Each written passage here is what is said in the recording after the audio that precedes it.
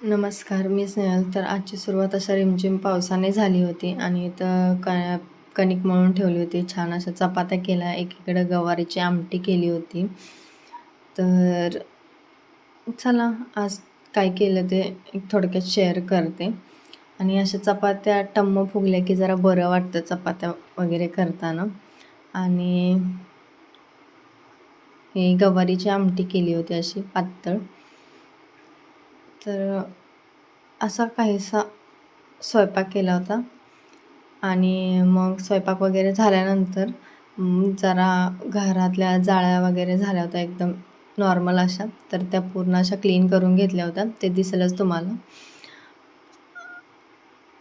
हे इथं जाळ्या झाडायचंच काम चालू होतं माझं. तो तसा झाडू असतो ना असा, तो नव्हता इथं माझ्याकडे. तो मग मी आपला साधा झाडूनच क्लीन करून घेतल्या.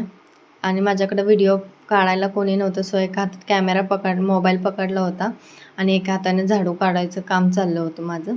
आणि तसंच फॅनला पण जरा धूळ साचली होती, तोही क्लीन करून असा व्यवस्थित ओल्या कापडाने पुसून घेतला होता. आणि संध्याकाळी आम्ही आहे ना बाळूमामाच्या मंदिरात गेलो होतो कामवाट्याला. सो तिथं असं काही चाललं होतं भजन वगैरे. दर्शन वगैरे घेतलं. अर्धा पाऊण तास तिथं बसलो मस्त शांत वातावरणात. आणि संध्याकाळी घरी आलो.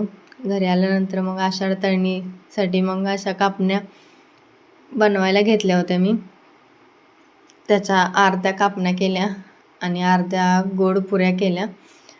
तर या तुम्ही पण खायला कापण्या आणि गोड पुऱ्या. आणि जर आवडत असतील तर व्हिडिओला लाईक करा, शेअर करा, सबस्क्राईब करा. इथं कापण्या चालल्या होत्या माझ्या बनवायच्या. आणि पुढं गोड पुऱ्यांची पण क्लिप आहे. पुऱ्या कशा टम्म फुगल्या की बरं वाटतं. केल्यासारखं काही न फसता चांगले जर एखादा पदार्थ झाला ना तर तो आनंद काही वेगळाच असतो. आणि अशा प्रकारे गेला आजचा दिवस संध्याकाळपर्यंत. तर जर व्हिडिओ आवडला असेल तर तुम्हाला लाईक, शेअर, सबस्क्राईब करा. आणि चला मग भेटूया असंच एका पुढच्या नवीन व्लॉगमध्ये. तोपर्यंत बाय, स्टे ट्यून. थँक्यू.